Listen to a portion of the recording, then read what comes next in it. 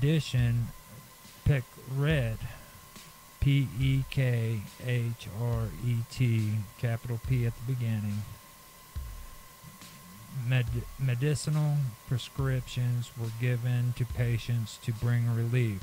This magic was used in temple rituals as well as informal situations by priests. These rituals, along with medical practices, formed an integrated therapy for both physical and spiritual health. Magic was also used for protection against the angry deities, jealous ghosts, foreign demons, and sorcerers who were thought to cause illness, accidents, poverty, and infertility. That is the Heka.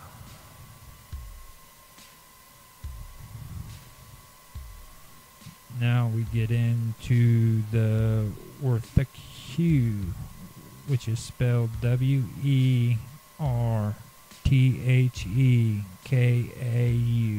capital W at the beginning. This means great enchantress.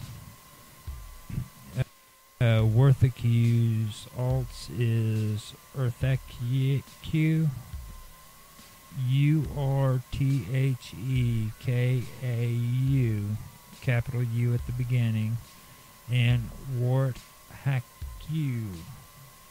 W-E-R-E-T-H-E-K-A-U, capital W with Wart and capital H with Heku, was the ancient Egyptian for personification of the supernatural powers. Wart Heku meaning great of magic or great of enchantress. As a deity dedicated to protection, she often appeared in funerary objects, particularly weapons, to allow the deceased to protect him or herself against the dangers of the underworld. She also was placed on ivory knives as a charm to protect pregnant and nursing mothers. Her power was one of the inherent qualities of the crowns of Egypt as goddess of the crowns. She was a snake or a lion-headed woman and dwelt in the state sanctuary. As the wife of Ra Horakti, which is Ra, R-A, capital R, slash Horakti, H-O-R-A-K-H-T-Y, capital H. She is depicted with his solar disk in her head, on her head. Wereth Q was an epithet frequently conferred on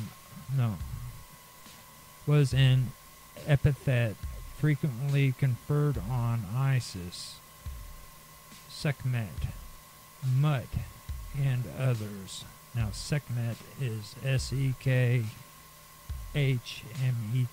capital S, and then Mut, M-U-T, capital M, and others. That is the great enchantress. And I believe there was something else involved there with nursemaids, and these were like priestess that took care of the pharaoh's children and babies and helped with childbirth and things like that. But I'm not quite sure where all that worked in. Okay, then you had the Mehen, M-E-H-E-N, capital M. That's the Egyptian snake god. In ancient Egypt, the name Mehen, meaning coiled one, refers to a mythological snake god and to a game. The earliest reference to Mehim occur in the coffin text. Mehim is a protective deity who is depicted as a snake which coils around the sun god Ra during his journey through the night. For instance, in the Amduat. In the German-Egyptian dictionary by R. Herring, it is said that the Mahin, M-H-N, or the Mahinet, M-H-N-T, snake is equivalent to the Ouroboros, O-U-R-O-B-R-O-S, capital O at the beginning. The precise relationship between the deity and the Mahin game is unknown. For instance, it is not known whether the game derives from the mythological character or the character derives from the game. It is known that the object known as Mayhem depicts a game rather than a religious fetish, as studies of paintings in tombs and game boards and equipment demonstrate this. The rules and method of playing the game are unknown, although rules have been created in modern times based on assessments of how it may have been played. Okay, so now we go to the Kuti, which is Children of Horus. Kuti is spelled K-U-T-I, all capital letters. The Children of Horus, who are known to mythology as the solar race, are the Kuti. These are the white spirits, the children of light. The solar race at last attained supremacy as chief of all the elemental powers. And in the eschatology of Kuti are the glorious ones. Now, you can also find out more about them with Ku, which is K-H-U, if you check them out. The seven Kuti as white birds on the celestial waters represent souls or spirits, but as star souls, not human souls, external to human being. The first company of gods, the seven Egyptian Tesu, T-E-S-U, capital T, were also called the Kuti, or spirits, represented by beautiful white water birds. That, for me, kind of goes back to what I was talking about with Sumerian texts and Enki and Enlil and the Anunnaki. The Anunnaki were represented as birds, and Horus, you know, the whole thing with Marduk, that all kind of blends in together. That sticks out to me. I never noticed that before until I just read that, but it's pretty interesting.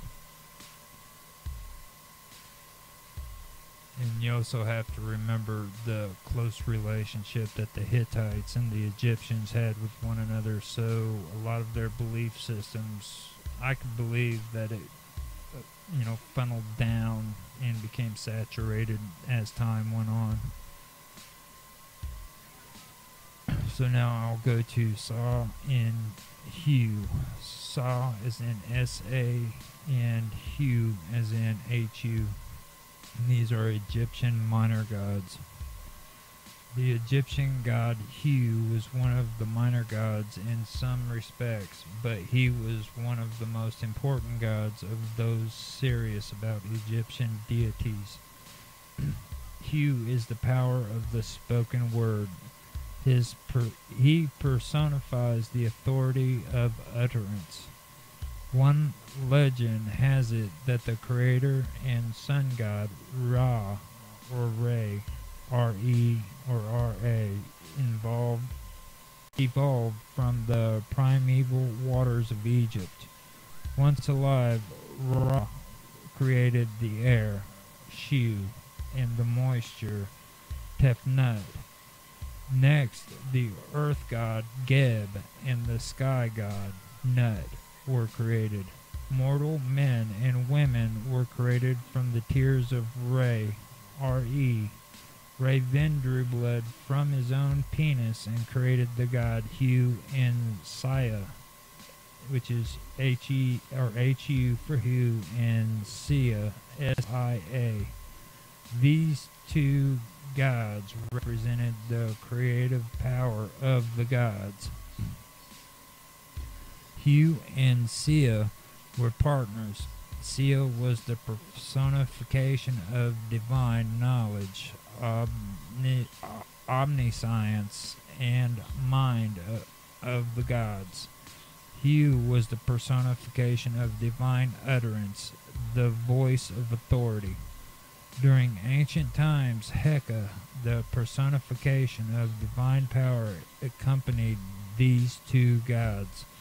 Together, the three gods were very important to the rulers of ancient Egypt. Along with the falcon-headed sun god, they rode the sun boat across the sky in order to create and sustain all life.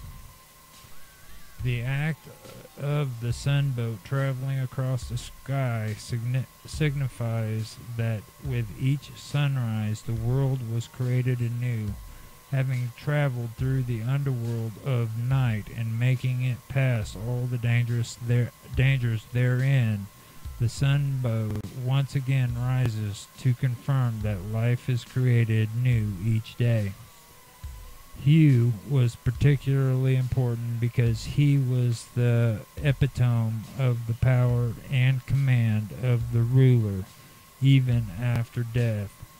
Hu was the utmost importance of the kings of ancient Egypt, who acted as the king's companion as the king entered the afterlife. Through Hu, the king maintained his royal authority in the afterlife. Hu allowed the king to cross the waters of his canal and acknowledged the king's authority and supremacy. So far, we know Hu as the personification of divine utterance. However, some legends maintain that he was not just a part of creation, that he was the creator. It is said that as Hu drew his first breath, there was in that sound of essence of his name. Hence, we have the name Hu, which sounds remarkable, the sound of an expelling breath. Hu. With each breath Hu expelled, creation took place. The first breath created the soul of Osiris. His last creation was the sun. So it is said that Hu is the word of God, the first and the last breath. Hu, Hu. The ancient Egyptians recognized the Sphinx at the Gaza Plateau as an image of Hu. The lion was a symbol of power and strength, used as the body of the Sphinx. This was perfectly acceptable to the ancient Egyptians. The face of the Sphinx wore the distinctive red crown of the creator and the Osiris beard. These were hallmarks of the time.